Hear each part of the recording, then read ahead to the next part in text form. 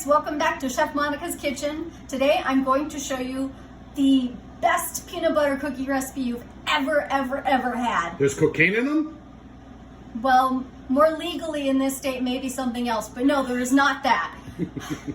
Although, you know, if you wanted to, I suppose you could do that, but I'm not going to encourage We're not making cannabis no, peanut butter we're not cookies? making cannabis peanut butter cookies. They're delicious without that. Ask anybody who's ever had them at the end. Aside from our coconut macaroons, these are truly our most popular snack that we put out for guests. So first of all, oh, and big bonus thing, these are gluten-free and dairy-free, which I think is genius. Also, if you wanted to make these without peanuts, if you have a peanut allergy, you could use almond butter and it would work just as well. I don't know why I did that for almond butter, but clearly that's code for almond butter. So we'll start off with 1 cup of peanut butter, and you'll notice this is chunky instead of creamy. You could use either or. I actually love chunky peanut butter because I like the little crunch that it gives it, and it's natural peanut butter, which is why it's starting to sort of leach out that oil off the side, which is fabulous. Organic if possible, but don't go crazy over that. Well, it is one of the reasons why our peanut butter cookies are so good, because we always use peanut butter. But if all you have is Jiffy, don't not make the peanut butter cookies. Don't not, which is proof positive that you should. Okay, so 1 cup of the peanut butter to 1 cup of brown sugar. If you want chewier cookies, use brown sugar. If you want crunchier cookies, use white sugar. That pretty much goes across the board for almost any kind of cookie, whether it's peanut butter or anything else. Then we're gonna do a little bit of our apple pie spice or pumpkin pie spice or Chinese pie spice, whatever you got, or just cinnamon. A little bit of our orange blossom water, again, not necessary, but I'm making these chocolate peanut butter cookies, and orange and chocolate love each other. It's a match made in heaven. Just about a tablespoon or so. A little bit of vanilla extract. Actually, that was almond extract. Now there will be vanilla extract. A little bit of both. Oh, that was it. Bye-bye vanilla. We'll do more later. And 1 egg. And then chocolate chips. These are dark chocolate. I generally prefer dark or bittersweet.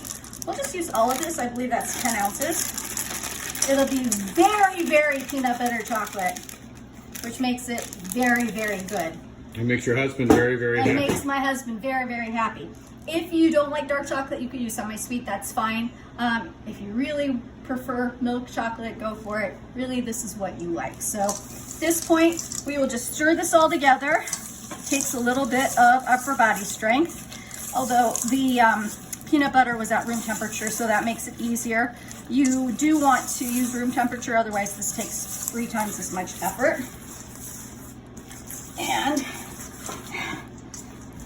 I'm glad I didn't have to lift weights today. I stir for you, but I'm holding the camera. Yeah, you can't do that. Okay, so then we'll take our ice cream scooper.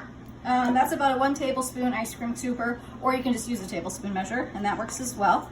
And we'll just go ahead and put this onto our baking sheet that's lined with a silicone pad. Since I put so many chocolate chips in here, I probably won't need to flatten these too much, but I do have my fork there. My oven is preheated to 400 degrees, and as you can notice, I'm giving these about 1 or 2 inches of space here, just to make sure that as they spread out, they have some room to grow.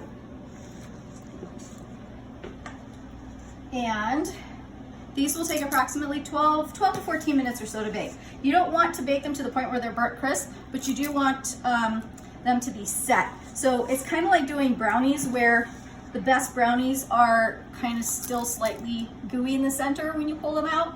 It's sort of the same principle with these cookies. You want them to still kind of be slightly gooey in the center before you when you pull them out. So Are these all going to fit in 1 batch, or you have to bake it in 2 batches? Sadly, I may have to bake it in 2 batches because I'm literally down to like the last couple, and I'll have literally 2 or 3 cookies on the next batch. But that's okay. It yields roughly 15 or so cookies. I could have squeezed them all on here, but I didn't want to crowd the cookies. And then we'll just kind of flatten them a tiny bit, but again, these are so gooey, it's not really necessary. If you do the regular sugar, then you may need to flatten them more than that.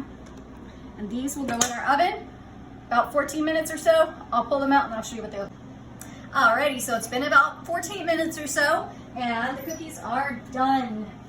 So I want to show you what they look like. You can see they did brown up a little bit, but they're not super dark. And without burning my finger, I kind of want to give you an idea of the fact that they're still sort of gooey, soft in the center. As these cool, they will harden up, and then you'll have that sort of slightly crunchy exterior and the really soft, chewy center. These will keep for about 2 weeks or so in an airtight container. So you can either stick them in a Tupperware, Ziploc baggie, although chances are they won't last that long. So go home and make them. Your kids will love them. You will love them. Fabulous, super easy.